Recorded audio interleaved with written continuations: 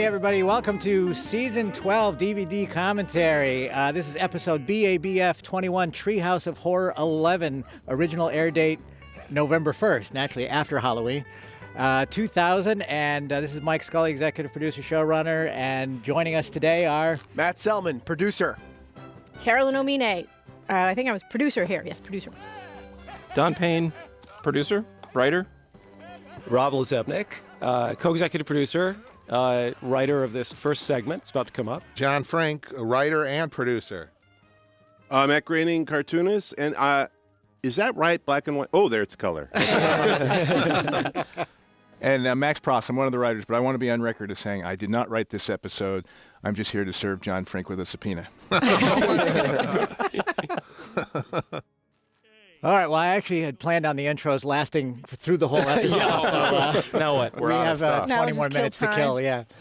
So anyway, also, there's a lot of first-timers here today in the commentary. I believe Max and John and Rob and Don have not been here before. Carolyn? I've done one last year. One last year. So, and we should say Don Payne is also a very successful movie writer, having written Fantastic Four 2, Silver Surfer Surfs Again. Yeah, something like that. That would have been a better title, actually. I wish they had thought of that. I can see that on a poster.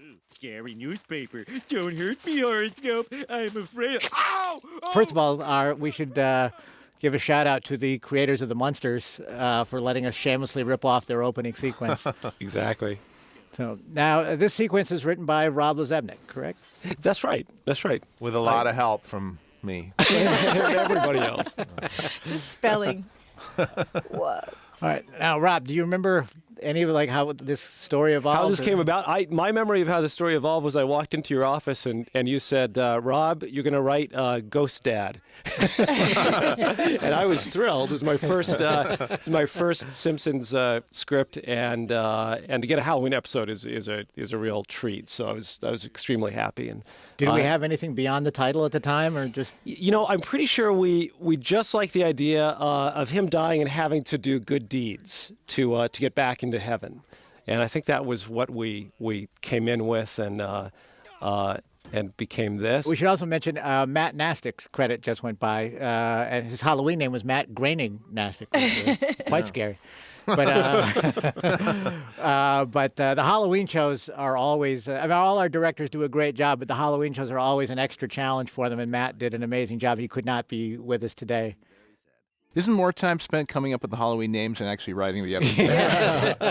There's sort of a love-hate relationship with the Halloween names. Yeah. We like them, but it's They disappeared for a season or two, didn't they? I think we did away with it for at least one season. George hated them so much. George Meyer really hated them. And like a zombie, they came back. And they came back again. Well, it's easy to come up with them when it's your first show, but as it goes on, you're like, oh, Frink, piece of wood. I can't even come up with them now. John Stink. John Stink. Have you done that all right. one? No, I haven't. All right. Yeah, no, I ran out around season 7. I was already out of Halloween. Yeah.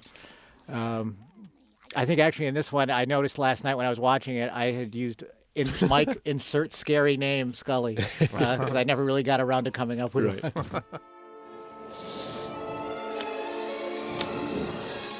I tried the broccoli again. You have 23 hours left. I think this is the first use of St. Peter in a comedy scenario. I like the joke where the ghost dies and a mini ghost comes out of him. That's pretty funny. Yeah.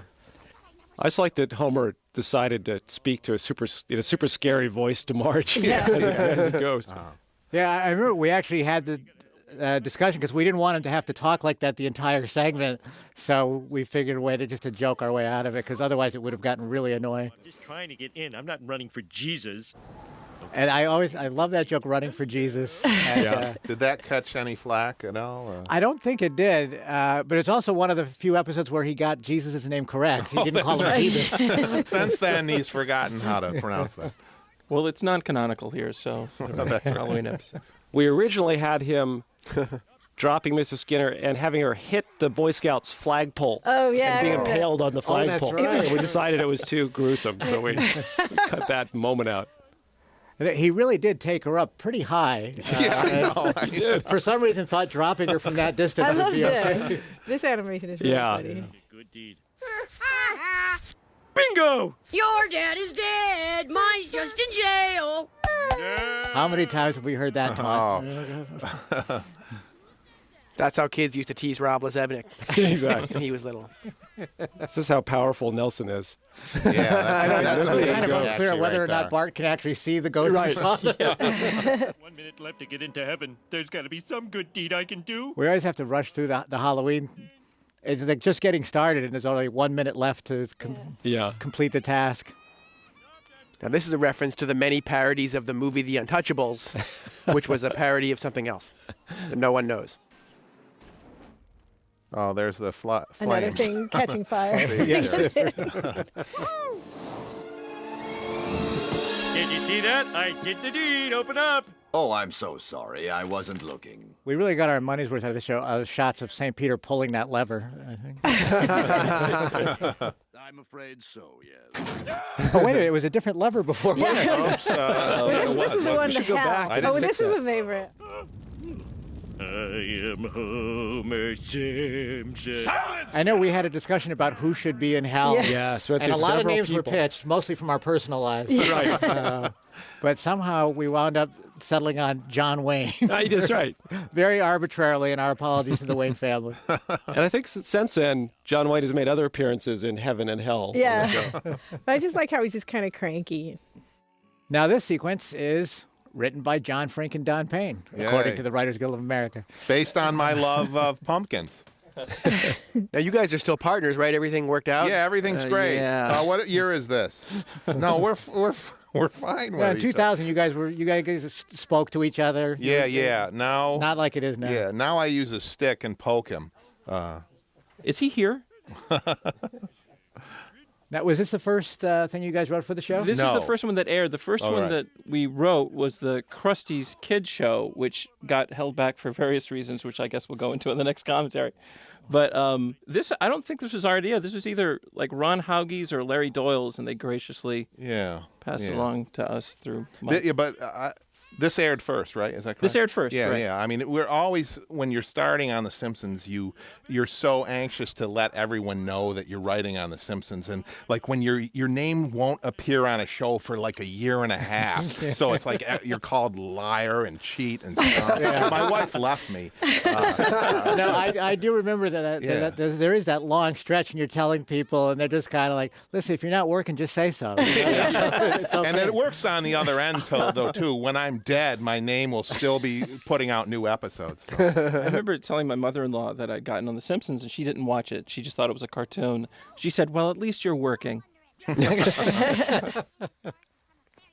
Now, Max, for those who don't know, Max Pross, part of a legendary comedy team with Tom Gamble. Yes, my partner Tom cares about these DVD commentaries so much. He was worried a little traffic he might get stuck today, so he didn't come. That's my writing partner, not my life partner. My life partner is Matt Selman. Well, yeah, thanks to the defeat or the winning of Proposition 8. Yes, we're recording this. This is election week, and Obama was just elected president. He won, right? Yeah. And we're still waiting to hear on Al Franken. That's right. That's right. Oh, too cold. Well, this doesn't take a genius. I love this joke, by the way. I know, that made perfect sense. It really did. Actually, a lot. Yeah. Well, you can never understand why the small bowl would be just right when, like, you would think it would be the coldest. Well, this doesn't take a genius. That's true. The animators did the design work in the Halloween shows are always a great job by all the animators because they're basically starting from scratch for most of these sequences. And, right. I think in this episode, a lot of things played as they really do in real life. Well, this one, I remember thinking it was too sick to have her die behind the bar. I thought this would never go through. And then Scully saw it and said, "How about if blood comes out?" Go the other way. This man is sick. But Tress's voice of Goldilocks being so panicked. We don't really say who died. We just know somebody on the other side. Wow. Son, daughter, I'm ever so sorry. I love our kind of like random ever so sorries, and husband and wife. Then they talk normally again. Here's another bit of a dose of real reality. Yeah. If you climbed up a woman's hair, What would actually happen? Well, we feel a heavy responsibility, I say first, to be truth tellers. That's how we that's consider all we're ourselves. trying to do here. What is the reality of this situation, we always say? Well, it's kind of like the I Love Lucy. We test every joke out first to see how it would That's work. right. Wait, let me check the book. She seems nice. I'm gonna go with my gut and trust her. You're probably right. This witch was actually named after my sister, who didn't let her kids watch the show. Is that true? It is true, but she got me back by naming her kid Don's an ass. So That's Tress McNeil playing the witch, right? yeah, she's great. She is the witch in America. Bart really puts on weight fast. Yeah, I know. Look to your left and right, Mike. You'll see other people that put on weight. Right. And the This is line like the "Stop writer's basting room." yourself" we hear a lot. What? It's like the writer's room. George Cauldron. Maybe he can fix me up with Ed Ladle. I believe it was Carolyn's joke that George Cauldron then did turn out to be real. That's fun. Yeah, that's. Yeah, it was the George Cauldron That's not dirty. name. Don't think about that one. You know, if there's going to be any more handing out credit to other people than the writers, I want it in this room. It said written by John Frink and Don Payne, and everything in here is.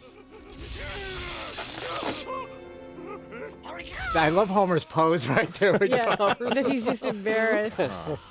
Is she saying like fake Japanese? I don't know. Oh, I don't know what that was. Yeah. Fish! Oh, no, that's me! Come on, get me out of here! Get out! Just a minute. You actually have to pay a fine if a cartoon character does not enjoy the smell of himself cooking. That's true. A small fine from Asifa Hollywood. I couldn't be in more pain. That's another. I don't know whose line it was. It always made me laugh. I couldn't be in more pain.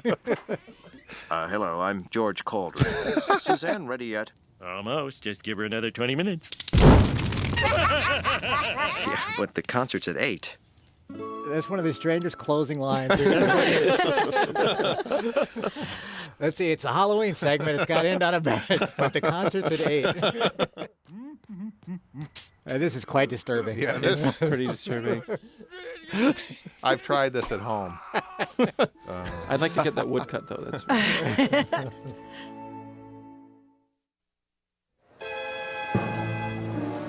And this segment is written by Carolyn Omine.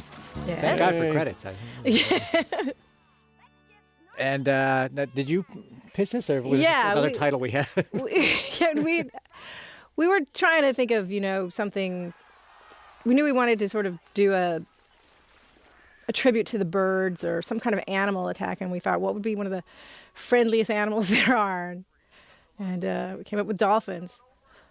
Although later I saw some videos of saying dolphins aren't as nice as you think, and that they often pull people out to sea just as often as they save them, and they're biters. No, they're quite horrible. I couldn't remember if we watched that documentary at the time about how violent they are. They're kind of like the frat dudes of the ocean. Yeah, that's true. Oh.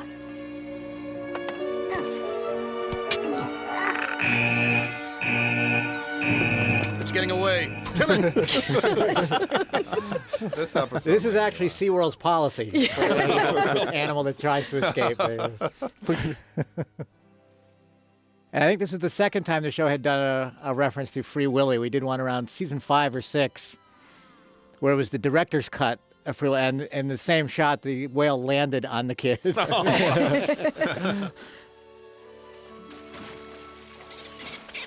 I think, didn't we bring in Frank Welker to do some of the dolphin sounds? Yeah, I think that's might be him there. Yeah, Frank Welker, you can hear in almost any movie that involves animal noises. Frank's in there somewhere.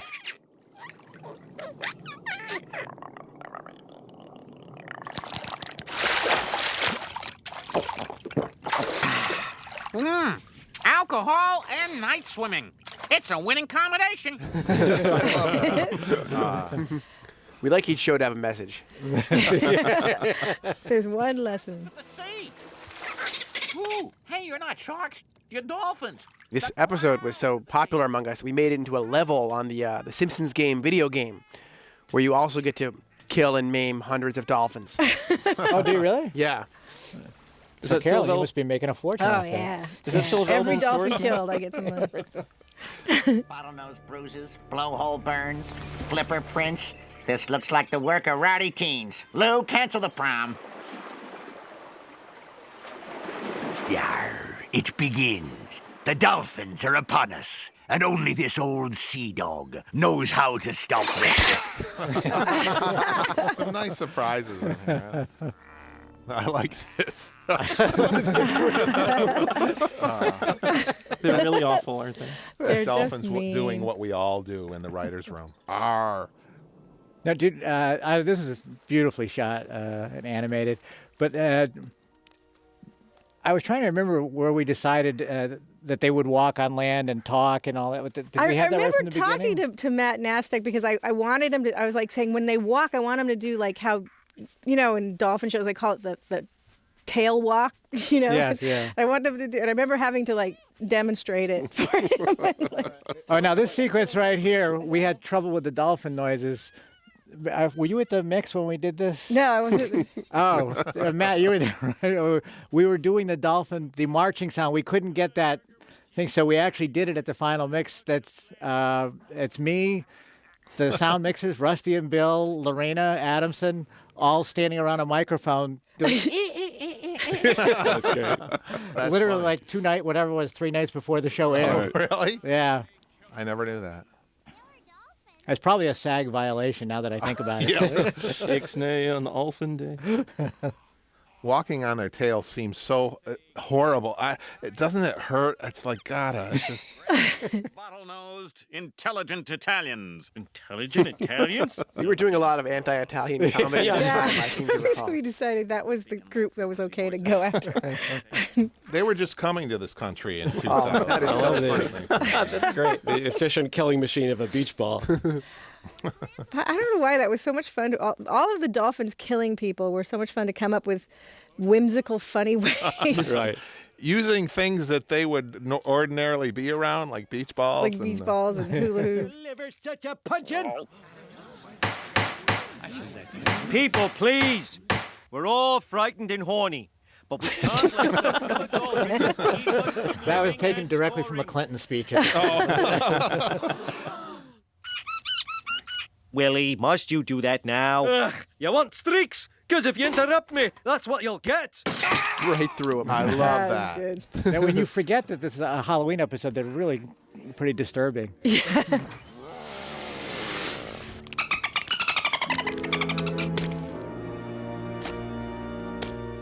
It's approaching the podium. There's a couple lines like this in this one. This is a Day of the Dolphin tribute. I'm sorry, let me start over. Sometimes you realize that a character hasn't spoken in quite a while. And you're like, yeah, he really should say something. So you come up with a great line like, he's approaching the podium. Our ancestors drove us into the sea, where we've Now, this is suffered Harry for Shearer millions of playing years. Snorky. I like that it's Harry's real normal voice. Yeah. We were trying to get out. It's cold, it's wet. Every morning I wake up phlegmy. Plus all that sewage we keep dumping. I just love how quickly the people accept the fact that he's talking, engage him in conversation. They immediately go to Q&A right away. To the sea. Pushy dolphins. I don't like it. I tuned out. Where are we going? Wait, stop. We can outsmart those dolphins. Don't forget, we invented computers, leg warmers, bendy straws, peel and eat shrimp, the glory hole, and the pudding cup. I'm not gonna let a few hoop jumping tuna munchers push me around. Uh-oh.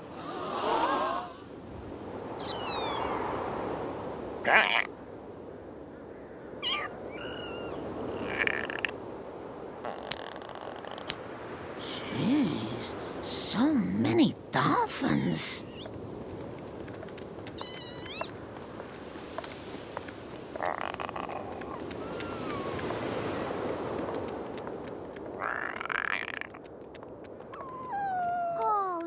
And this is a little tribute to the final shot of the birds.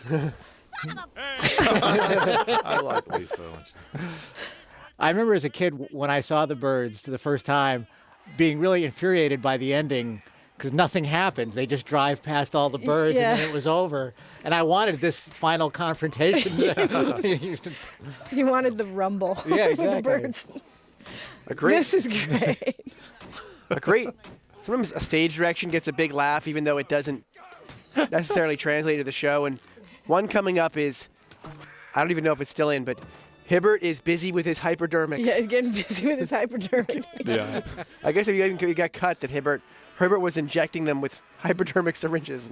I think it is. Oh, no. Oh, no, it's not. Cut. Did we cut that? Oh, We'll find it. It'll be in the deleted scene somewhere. Now, also, there was a censor note I remember getting at the time where they made a reference to regarding the shot of Moe sticking the gasoline nozzle into the dolphin's blowhole and exploding him to please be sure it's not violent. I like the makeup smeared. Yeah, I make it running. That's grim. And then we realized we'd forgotten Kang and Kodos. They left us out of the Halloween show. Are you sure the space phone is working? Hang up. They could be trying to call right now. I knew Space phone is our future talk. Kang and Kodos Productions. Uh-huh. Yes. It's not dissimilar to a scene that was in the movie at one point that didn't make it in where we realized we had left Kang and Kodos out of the movie.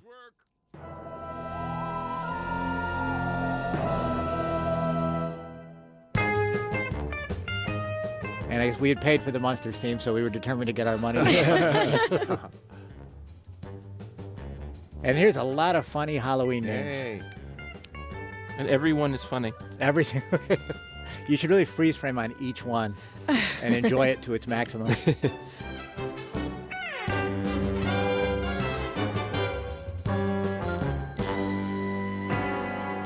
Any other Halloween memories, anybody? I don't think so. That's kind of sad.